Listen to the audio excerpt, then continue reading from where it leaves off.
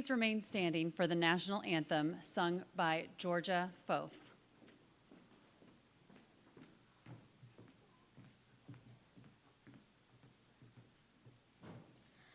Oh, say, can you see by the dawn's early light what so proudly we hailed at the twilight's last gleaming, whose broad stripes and bright stars through the perilous fight o'er the ramparts we watched were so gallantly streaming, and the rockets' red glare, the bombs bursting in air, gave proof through the night that our flag was still there. Oh, say, does that star-spangled banner yet wave o'er the land of the free and the home of the brave?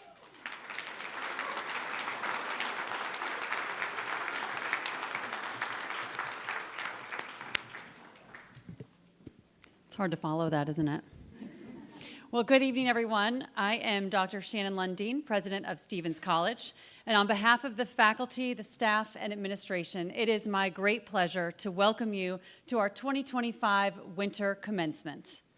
Let's start by thanking those who made this event possible: our accomplished and dedicated faculty, and our remarkable and committed staff, including the entire commencement committee, and especially Mackenzie Petty, Executive Operations Manager in the President's Office.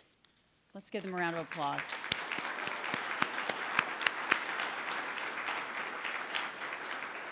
I would also like to thank Dr. Monica McMurray, Professor of Fashion and Chair of the Faculty, who is serving as our head marshal this evening.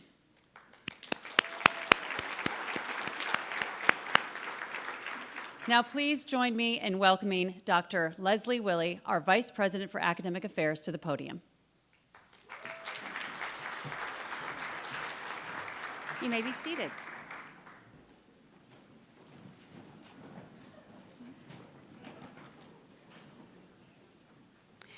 It is fitting that we honor our distinguished faculty today. The Stevens College faculty have an immense impact on the lives of students as professors, as mentors, and as advisors. Each of our faculty has made significant contributions to the college, to their profession, and to the thousands of students they have taught over the years. Would the faculty please stand and be recognized?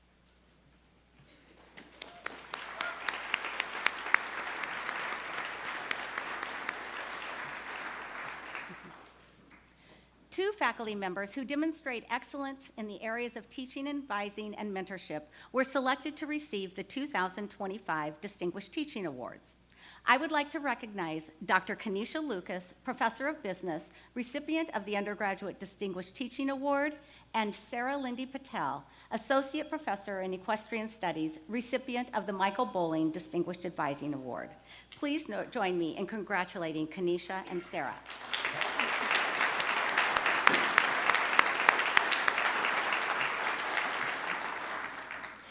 It is also my pleasure to introduce a graduate faculty member who demonstrates excellence in advising and service to the college.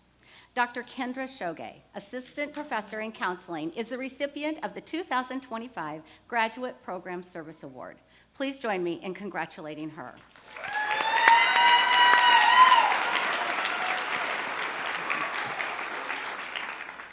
Finally, I'd like to recognize the contributions of our academic leadership team.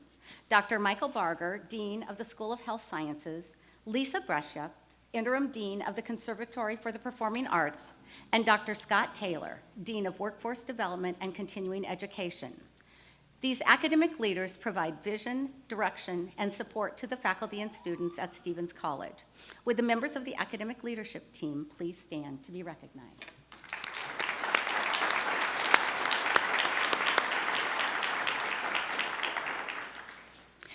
It's now my pleasure to introduce our commencement speaker this afternoon, Samantha Carroll.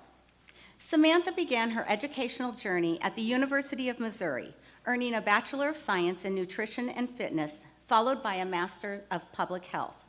She completed her Master of Physician Assistant Studies at Stevens College in 2021, where she was selected as a Physician Assistant Education Association Health Policy Fellow.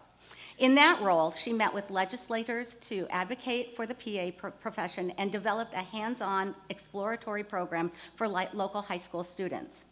Following graduation, Samantha completed the University of Missouri Emergency Department PA Fellowship, a highly competitive and rigorous 13-month postgraduate program.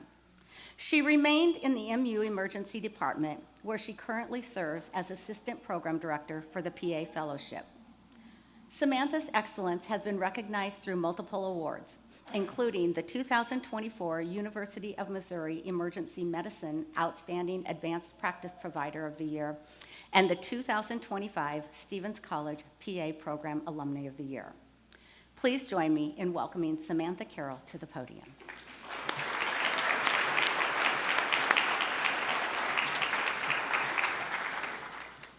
Hello, and thank you so much for having me here today. I am truly honored to be part of such an important moment in your lives, a day that marks not just an ending, but a beginning. One thing you should know about me is that I love to travel, especially when it allows me to serve my communities around the world. Just a few days ago, I returned from Nepal, where I had the privilege of working alongside local healthcare professionals to expand basic medical care in remote mountain communities. Standing shoulder to shoulder with providers who know their communities deeply, who understand their needs better than anyone else, was both humbling and inspiring. While I was there, somewhere between the long days, winding mountain roads, and moments that make you stop and reflect, I started thinking, what could I possibly say to a group of graduates like you? And honestly, I was a little bit stumped. You are accomplished, driven, and incredibly capable. What could I really offer you today? Then I thought back to a service organization I was a part of in college, one that not only shaped how I volunteer, but how I live. This organization has 7 guiding principles that I expect every trip and every participant to follow. While they were created for service work, I've learned that they are actually principles for life, principles that apply whether you're in healthcare, business, education, or simply navigating relationships and responsibilities. So today, I'd like to share those 7 principles with you. First one, serve, don't help. At first glance, serving and helping sound a lot alike. They're not. Helping often starts with our idea of what someone needs. Serving starts by listening to what they say they need. Think about times when well-intentioned groups send boxes of t-shirts to countries with fewer resources than we have here in the United States. What often happens to those shirts? They get sold, not because people don't appreciate the gesture, but because clothing isn't what they need most. They need jobs, they need income, they need opportunity. The intention was good, but the impact missed the mark. That's the difference between helping and serving. Whether you're caring for a patient, working with a client, or engaging with your community, you can tell people what you think they need, but until you truly listen, you will never fully serve them. So open your heart and your ears, because serving always begins with listening first. Second, communicate love. I've seen a simple smile communicate more compassion than any shared language ever could. I've seen a high five light up a child's entire face. I've watched small gestures make connections where words simply weren't possible. What worries, fears, or struggles exist behind closed doors. You never truly know what someone is carrying with them. What worries, fears, or struggles exist behind closed doors. A moment of kindness, patience, or empathy can change the entire course of someone's day. And most of the time, you never even realize the impact you had. Your positivity matters, your kindness matters, and sometimes the most powerful thing you can offer someone is simply how you show up.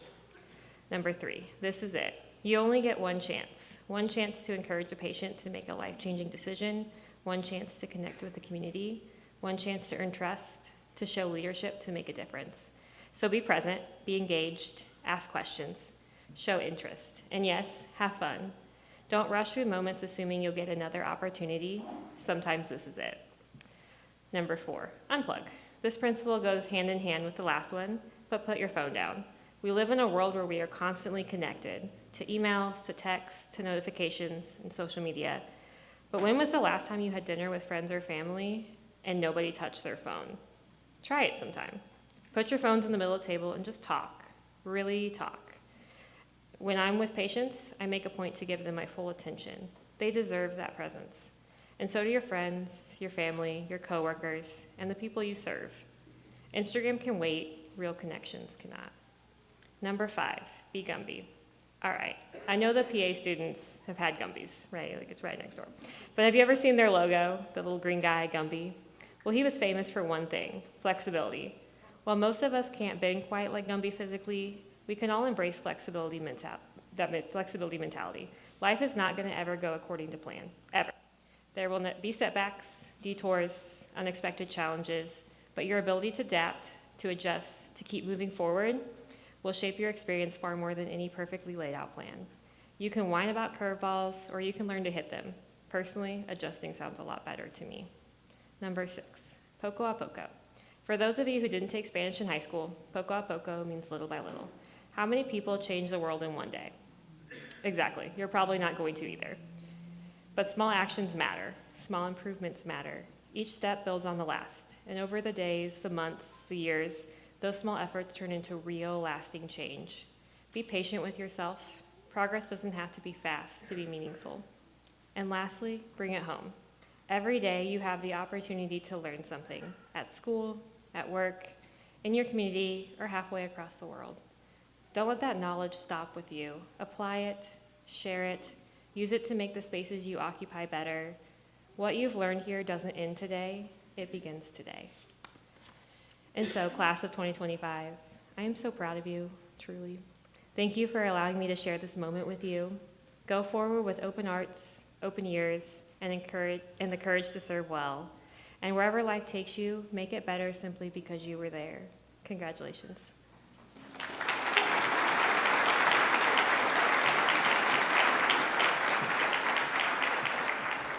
Thank you, Samantha. Our graduate speaker is Jacob White. Jacob is from Green Ridge, Missouri, and graduates today with his Master in Physician Assistant Studies. He previously earned a Bachelor of Health Science in Biology from Columbia College. Prior to pursuing his PA degree, Jacob served as a paramedic, where he developed a strong passion for teaching and mentoring those entering pre-hospital medicine.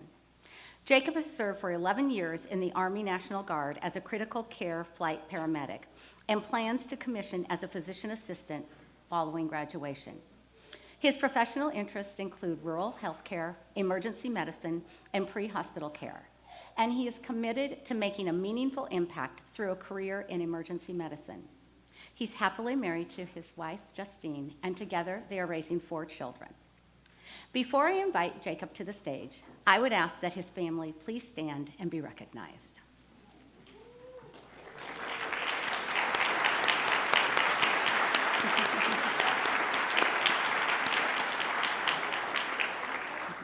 Jacob, it's my honor to welcome you to the podium.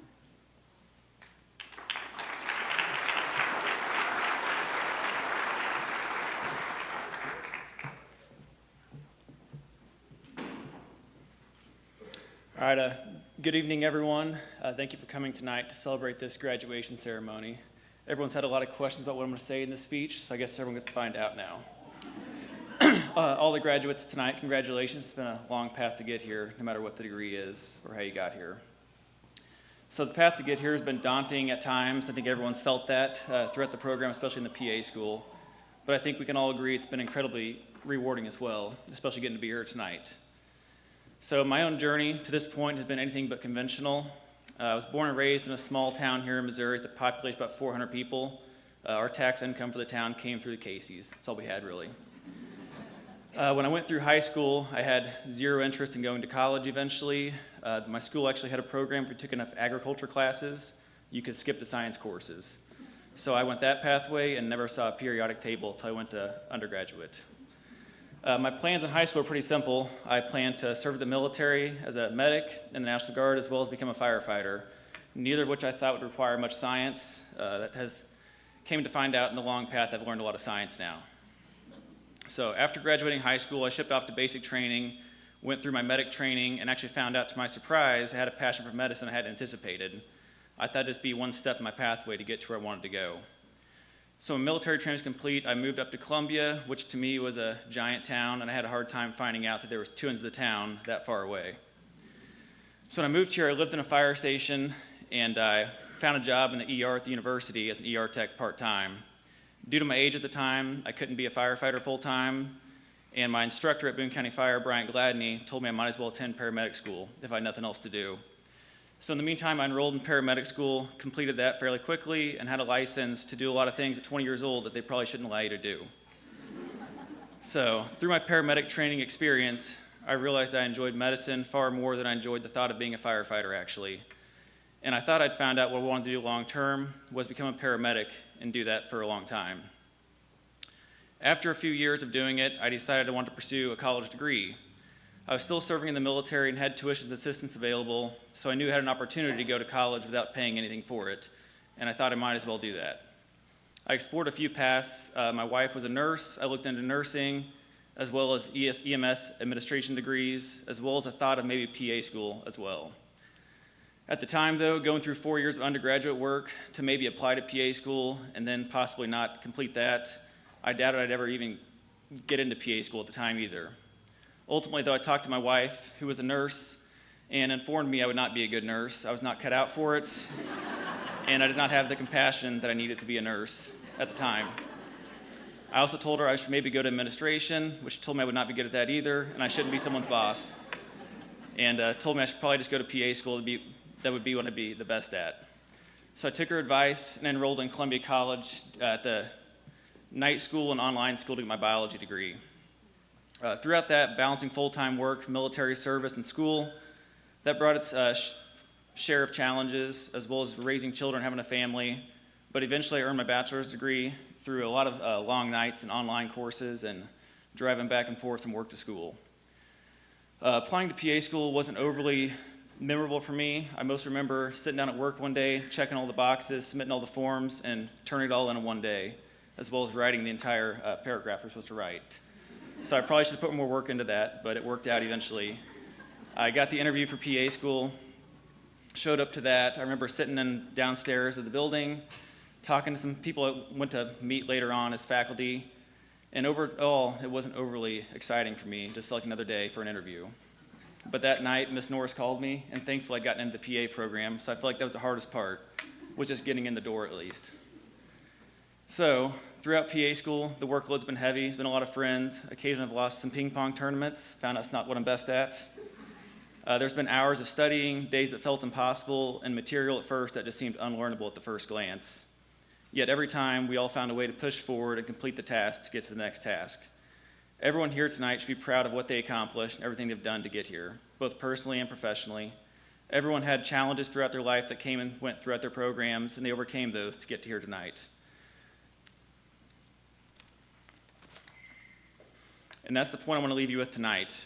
I'm sure many of you have similar stories of what led to your academic studies and obstacles you overcame throughout to get here. But every person here is capable of achieving anything they set their mind to. The deciding factor is whether truly you want to pursue it and if you want to put the work in to get there.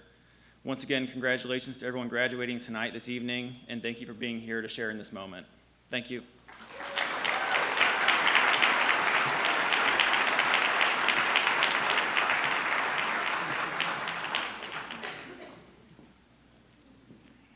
Thank you, Jacob, and congratulations.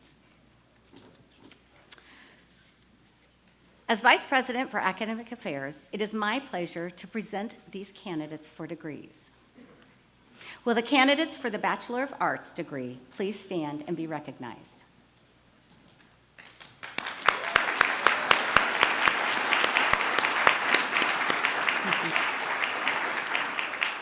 Will the candidate for the you can sit down. Will the candidate for the Bachelor of Fine Arts degree please stand and be recognized? You're okay.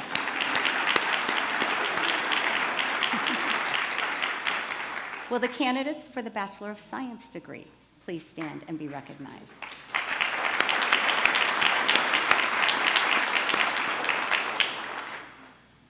Will the candidates for the Master of Education please stand and be recognized?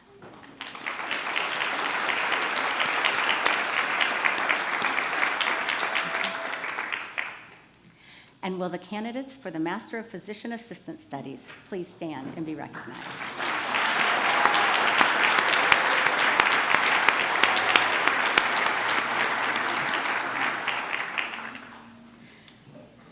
Assistant Professor Jamie Grisham will announce each candidate who crosses the stage to receive a diploma.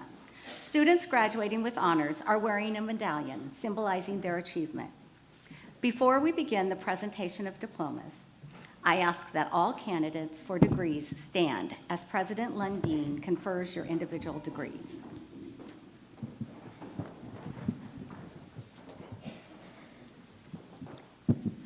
President Lundin, on behalf of the faculty, I present these candidates for conferring of degrees.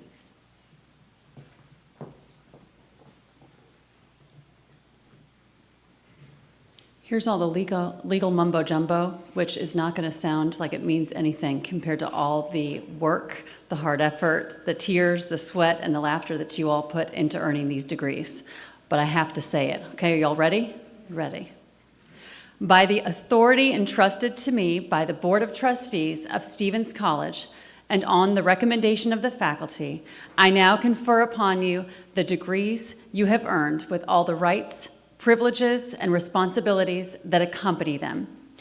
Graduates, you may now turn your tassels. Hold on a second, I think some of you have them on the wrong way. So they're supposed to be on the right now, so I'll give you a second to put them there. Put them on the right.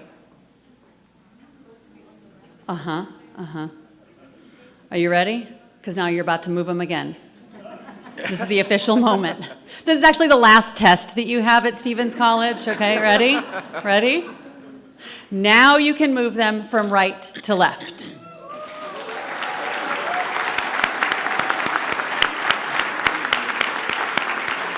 It is my great honor to welcome you as the newest members of the Stevens College alumni community. Congratulations.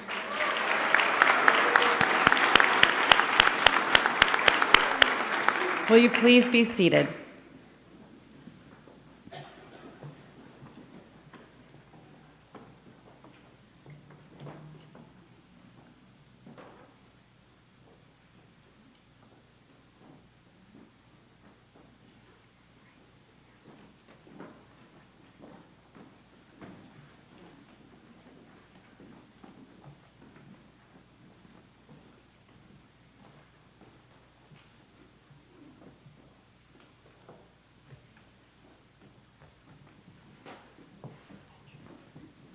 Mary Adele Leibovich, Master of Education in Counseling.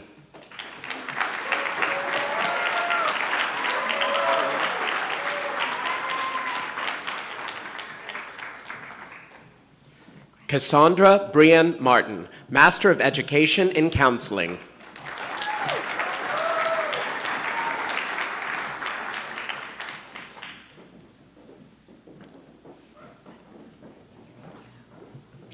Nancy Ellen Wright, Master of Education in Counseling.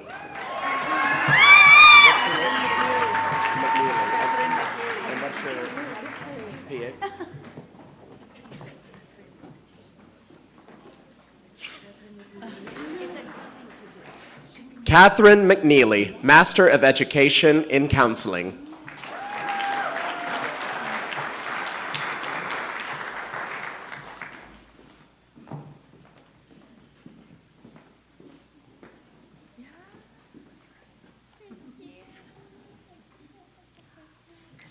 Ursula Sickman Smith, Master of Education in Counseling.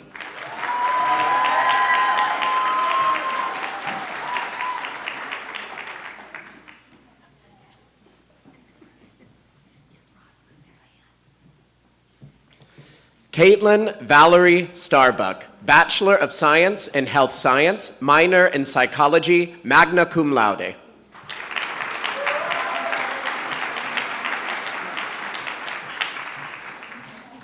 Lydia Grace Sheehan, Bachelor of Fine Arts in Creative Writing.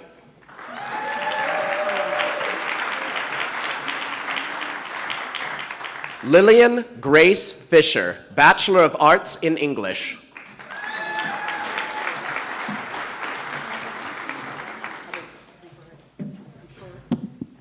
Good to go. Cassandra Martin, Master of Physician Assistant Studies.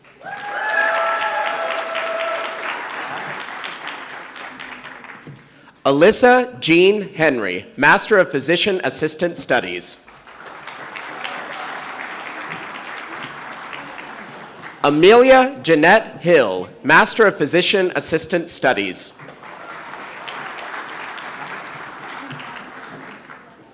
Bailey Dawn Crabtree, Master of Physician Assistant Studies.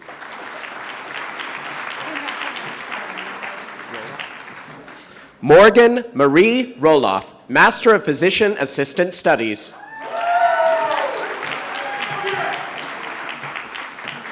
Madison Lane Wellen, Master of Physician Assistant Studies.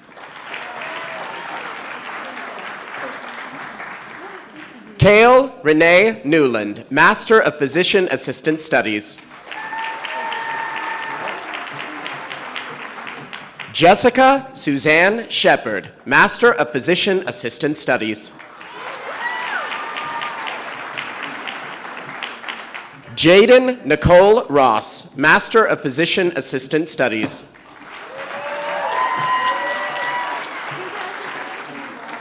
Jacob Andrew White, Master of Physician Assistant Studies.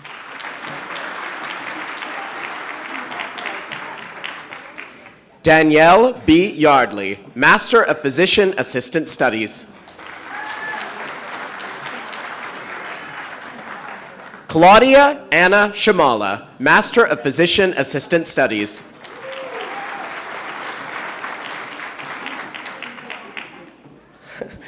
Lauren Elizabeth Rose Anderson, Master of Physician Assistant Studies.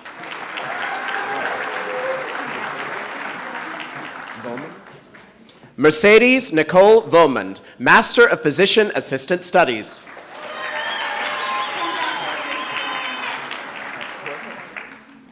Jennifer Lynn Hedgecorth, Master of Physician Assistant Studies. Stephanie Marie Richards, Master of Physician Assistant Studies. Caroline Renee Winchell, Master of Physician Assistant Studies. Lydia Lynn Lavender Sexton, Master of Physician Assistant Studies. Samantha Nicole Gonski, Master of Physician Assistant Studies. Ellen Marie Fountain, Master of Physician Assistant Studies.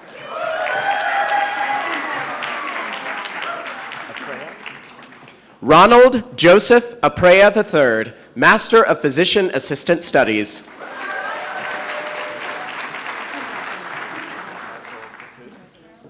Dylan Michael DeClue, Master of Physician Assistant Studies.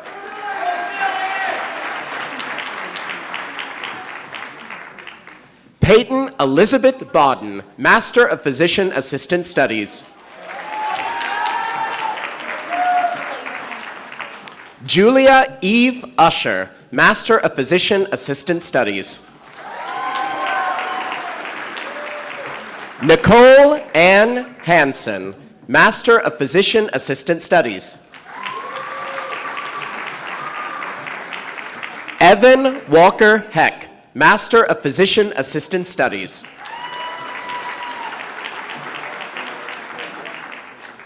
Navia Renee Mirala, Master of Physician Assistant Studies. Alyssa Marie Strumpf, Master of Physician Assistant Studies.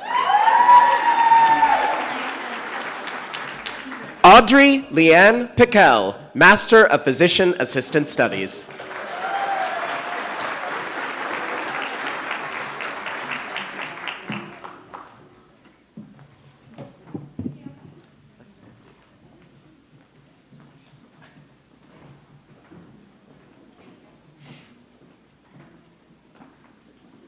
Okay, let's do one more giant round of applause with some screaming and some hooting.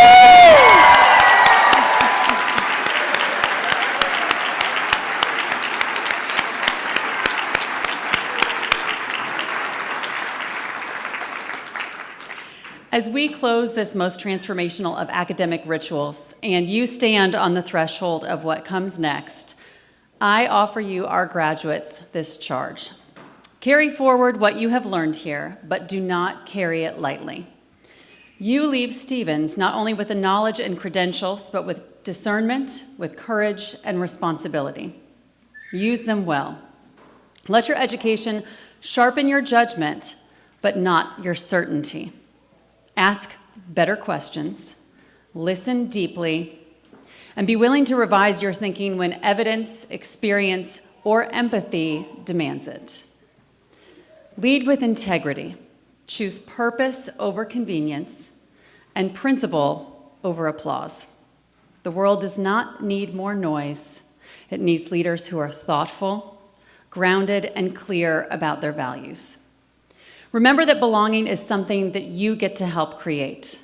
Wherever you go, build spaces where others are seen, respected, and invited to contribute fully. Leadership is not about standing above others. It is about creating conditions for others to thrive. Honor the legacy you inherit. Stevens has prepared you to be capable and creative, but also compassionate and resilient.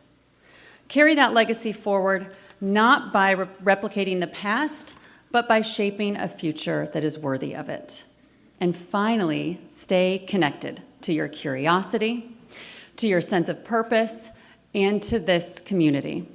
Stevens will always be a part of your story, and you will always be a part of ours.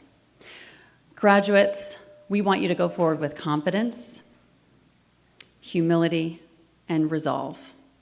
Live your values, use your voice, and lead with intention. On behalf of Stevens College, I charge you to do good work and to do it loud and clear. Congratulations. I ask that let's do another round of applause. Why not, right?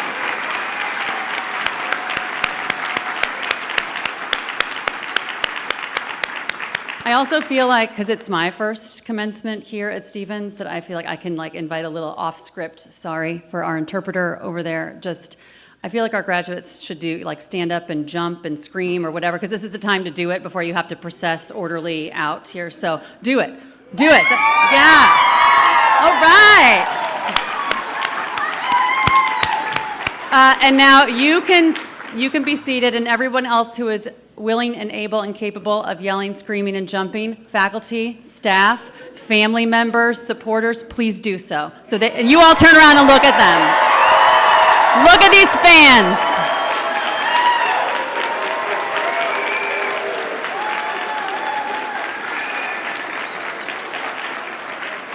And thank you, fans, friends, family, faculty, staff, for all of the support that you have given these folks along the way to get here today. All right, I'm going to ask that you remain seated until the students have processed out, but I would like you to please join us in singing the Stevens hymn, and Georgia Fof is going to lead us in that again. Thank you.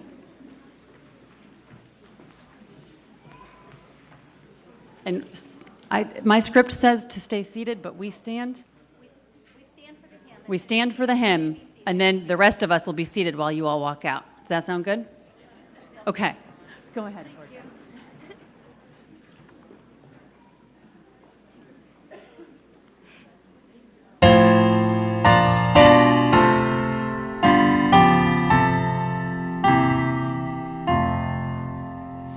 Steve.